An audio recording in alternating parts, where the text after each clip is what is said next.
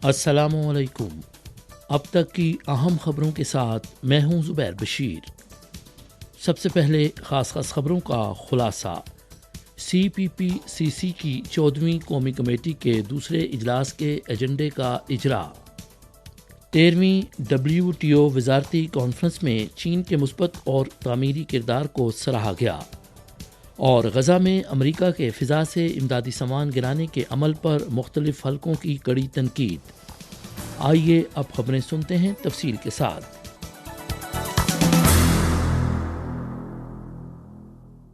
مارچ 2015 میں چین کے صوبہ جیانگشی کے جنوبی علاقے میں ریڈ آرمی کے ایک 100 سالہ فوجی وانگ چینگڈنگ نے سی پی سی کی مرکزی کمیٹی کے جنرل سیکرٹری شی جن پنگ کے نام ایک خط لکھا۔ خط میں انہوں نے اپنی خواہش کا اظہار کیا کہ جنوبی جیانگشی میں چائے کے تیل جیسی صنعتوں کے لیے ملک کی حمایت میں اضافہ کیا جائے۔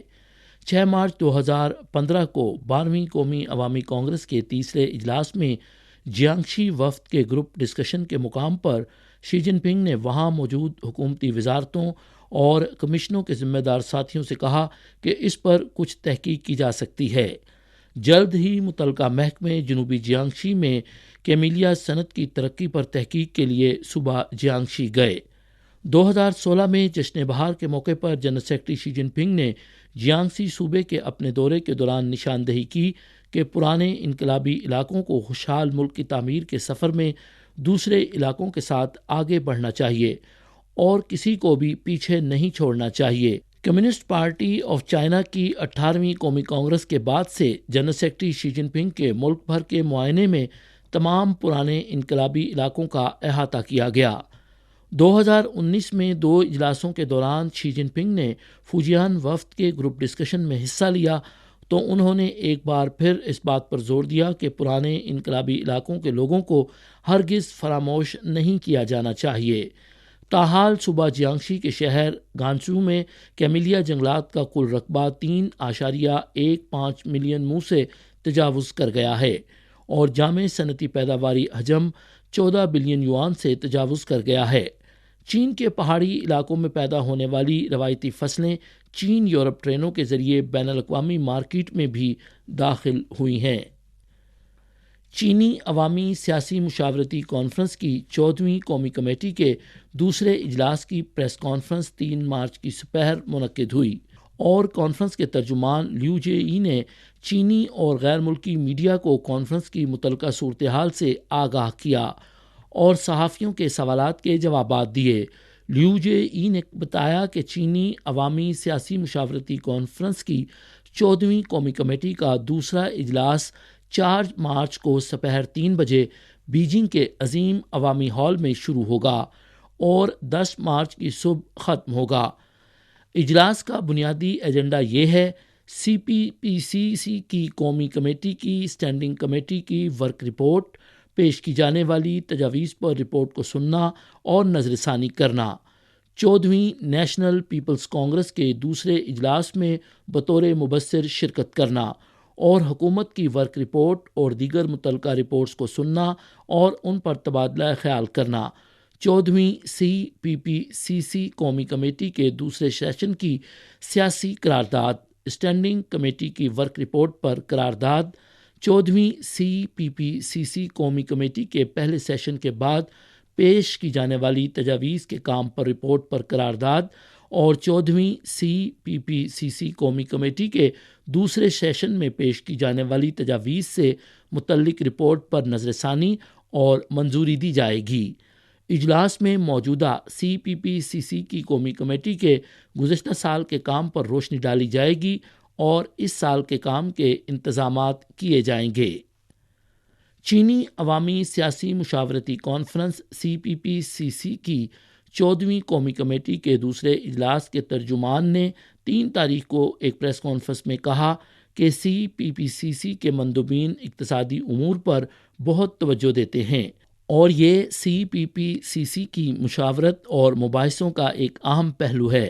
مندوبین نے متفقہ طور پر اتفاق کیا کہ گزشتہ سال چین کی معیشت میں عمومی طور پر بہتری آئی ہے، معاشی اور سماجی ترقی کے اہم متوقع اہداف کامیابی سے پورے کیے گئے ہیں، اعلیٰ معیار کی ترقی کو مسلسل فروغ دیا گیا ہے اور ہمہ جہت انداز میں ایک جدید سوشلسٹ ملک کی تعمیر کے لیے ٹھوس اقدامات کیے گئے ہیں۔ مستقبل کے پیش نظر چین کی معیشت میں مضبوط لچک، زبردست امکانات اور قوت حیات ہے اور اعلیٰ معیار کی ترقی کو فروغ دینے کے لیے ایک اچھی بنیاد اور سازگار حالات موجود ہیں، اور معیشت کا طویل مدتی مثبت رجحان مستحکم اور مزید مضبوط ہوتا رہے گا۔ ترجمان نے کہا کہ اس سال CPPCC کی قومی کمیٹی معیشت کے مثبت رجحان کو مستحکم کرنے، اہم اقتصادی امور پر مشاورت اور تبادلہ خیال کی مختلف شکلوں کو انجام دینے، فعال طور پر تجاویز دینے اور اعلیٰ معیار کی ترقی کو فروغ دینے میں اپنا کردار ادا کرتی رہے گی۔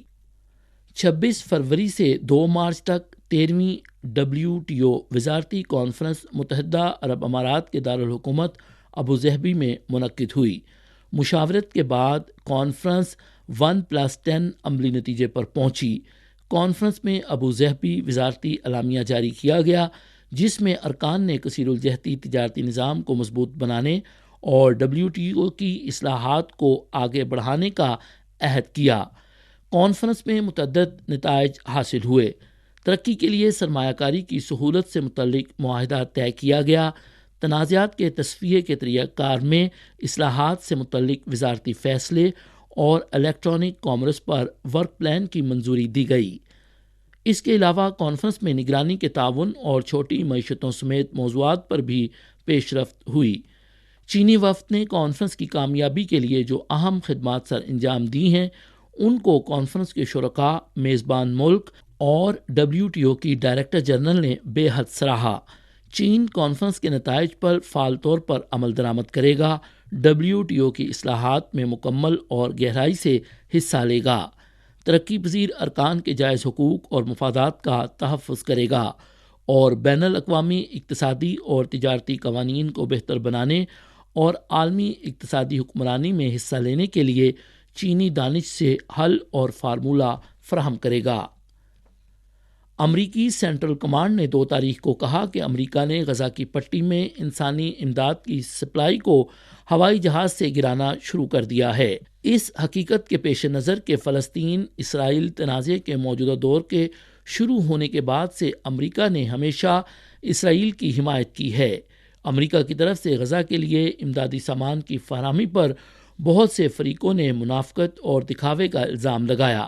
انٹرنیشنل کرائسس گروپ کے اقوام متحدہ کے پروگرام ڈائریکٹر ریچرڈ گاگن نے کہا کہ امدادی سامان کو ہوا سے اتارنا فوٹو شوٹ کا ایک اچھا موقع ہے اور امداد پہنچانے کا واحد طریقہ فائر بندی اور امدادی قافلوں کو غزہ کی پٹی میں لانا ہے۔ امریکی ایجنسی برائے بین الاقوامی ترقی کے سابق علاقائی ڈائریکٹر ڈیوڈ ہارڈن نے کہا کہ امریکہ کی جانب سے فضا سے امدادی سامان گرانے کا عمل ایک علامتی اور غیر مؤثر طریقہ ہے۔ امریکہ اگر واقعی کچھ کرنا چاہتا ہے تو اسرائیل کو مزید انسانی ہمدردی کے راستے کھولنے پر مجبور کرے۔ برطانیہ میں قائم طبی امدادی فلسطینی تنظیم نے بھی امریکی ایئر ڈراپ منصوبے پر تنقید کی۔ گروپ نے کہا کہ امریکہ کو اسرائیل پر دباؤ ڈالنا چاہیے کہ وہ فوری طور پر غزہ کی پٹی میں کراسنگ کھولے، امدادی کارکنوں کو اس پٹی تک محفوظ اور بلا روک ٹوک رسائی کی اجازت دی جائے، بجائے اس کے کہ وہ امدادی سامان کو ہوائی جہاز سے گرا دے، جو پٹی کے سب سے زیادہ کمزور گروہوں کے لیے ناقابل رسائی ہے۔ 2 مارچ کو اسرائیلیوں کی ایک بڑی تعداد نے تل ابیب میں حماس کے ساتھ تنازع سے نمٹنے کے اسرائیلی حکومت کے طریقہ کار کے خلاف احتجاج کیا اور فوری جنگ بندی کا مطالبہ کیا۔ اسی دن بہت سے اسرائیلیوں نے تل ابیب میں غزہ کی پٹی میں قیدیوں کی رہائی کا مطالبہ کرتے ہوئے مظاہرہ کیا اور اسرائیل حماس تنازع سے نمٹنے کے حکومتی طریقہ کار کو تنقید کا نشانہ بنایا۔ مظاہرین کی پولیس کے ساتھ جھڑپیں ہوئیں اور متعدد افراد کو گرفتار کیا گیا۔ مظاہرین کا کہنا ہے کہ اسرائیلی حکومت کی کارروائی بدترین فاشسٹ کی طرح ہے۔ تاریخ میں جو کچھ جرمنی نے یہودیوں کے ساتھ کیا تھا، اب اسرائیل اسے فلسطینیوں پر مسلط کر رہا ہے۔ یہ تھیں اب تک کی اہم خبریں۔